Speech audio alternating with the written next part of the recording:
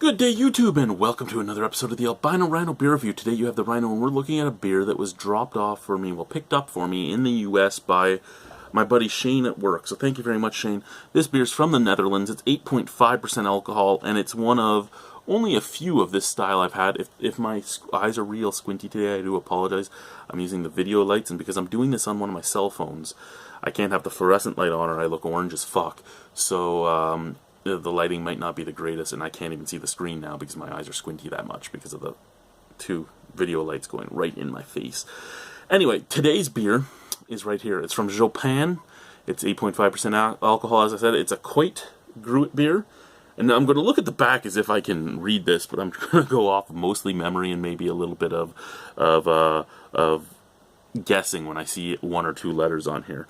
Water, barley malt, wheat malt, oats, and a Gruit herb blend with yeast. And I do believe he did ask, and they told him there was a couple hops in there. A very minuscule amount. So a Koyt, for what I would remember being told by Steve Bouchen over at Bose, was a Koyt was a Gruit styled ale that had a lot of oats in the malt bill, that the oats were over 50%. I know their double Koyt that they made had something like 70 to 80% oats, sorry. I don't know what this has. I just remember that the first Koyt I ever had looked like semen in a glass, and it just... I'm sorry to anyone new to the channel. I'm sorry. My paradigms are not always the same as everybody else's. Let's open that up. Let's put this away. This cap is going to go on the fridge. So it'll go over there. It'll go in the cup over there in a minute. Well, in a few minutes. Let's pour it into the Black Swan glass, right? 8.5% alcohol. That's a high ABV Koyt.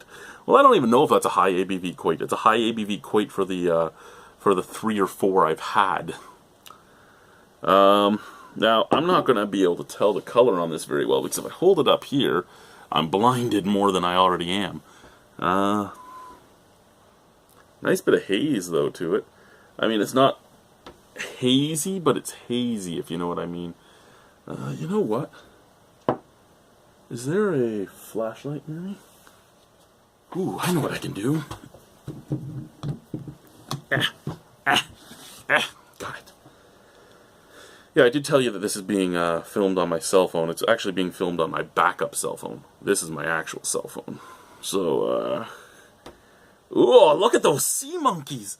Oh, why did I turn this on? Oh, that's awesome! I love that! I love it! That's disgusting, and I love it! I don't know if that's protein globules, if that's bits of oats floating around, or bits of wheat. I don't know if it's the the Gruit blend, but that is awesome. I hope you guys can see it over there. So it is super hazy, but it's super hazy because of just floating globs. That is amazing. Like, look at that. Look at it all. Oh, that's disgusting. It's awesome at the same time. So a beautiful, like, brassy, coppery color. I really like that. I really, really do. Oh, I'm glad I thought of this. I'm glad I thought of this. Okay, let's give it a sniff.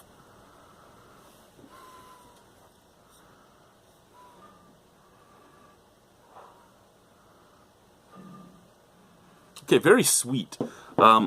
Both like caramel and molasses, blackstrap molasses,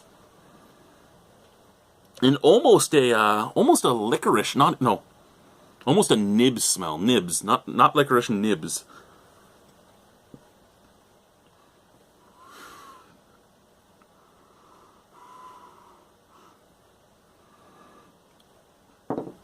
The smell also does remind me of the herb blend that is used in the Bose beers, like bog myrtle, yarrow.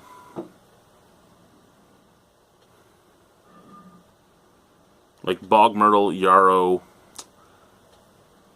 bit of coriander. No. I didn't mean to say coriander, I meant to say cardamom. I don't know why I said coriander. But like cardamom, bog myrtle, yarrow.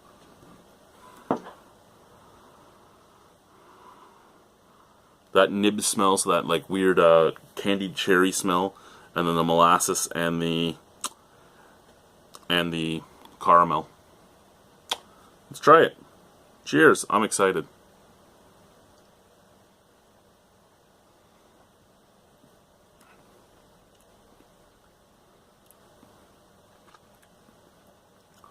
Medium bodied. I did expect it to be a little heavier bodied by the fact that it had the oats in it, and the fact that it had the wheat in it. I expected it to be a little heavier bodied.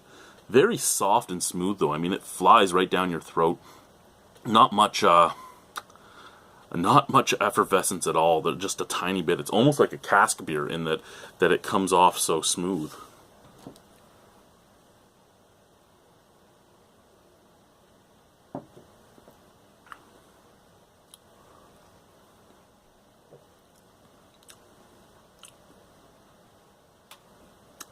It does have that North American Gruit taste too. I mean, do I actually know if it's bog myrtle? No, but it just, and I wouldn't think it would be, because I just wouldn't think it would be. But it does remind me of bog myrtle. It reminds me of bog myrtle, and it reminds me of, oh, what's the other one that they use very, very prevalently? Not yarrow, but I can't think of it. I can't think of it. I don't know why, I just can't think of it. I think it's because I don't really drink all that many Gruits. And my paradigms are only based on the other Gruits I've had. I mean, the finish of this does have a little bit of a floral note to it, kind of reminding me of lemon balm. I don't even think they get lemon balm over in the Netherlands, at least, and if they do, I wouldn't think it would. I don't know. I don't know if they do or not. I know pumpkins aren't really native to Europe, so I don't know what other botanicals are or aren't. But I can just talk about the botanicals I know. I get a lemon balm taste. I get a bog myrtle taste. I get some caramel. I get some molasses. It reminds me of a like Irish red. It reminds me of an Irish red with some botanicals in it.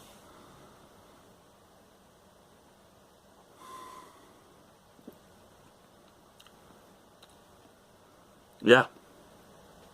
The caramel, the molasses, that licorice / nibs taste, and then the bog myrtle. There's almost a metallic taste on both sides of my tongue. I don't know what could be causing that. I'm curious what the herb blend spices are. Now, strangely, this is 8.5% alcohol, and I wouldn't guess it was more than 4 or 5 at the most. I would think in the 4 range. Like, this is going down so easy, it's not funny.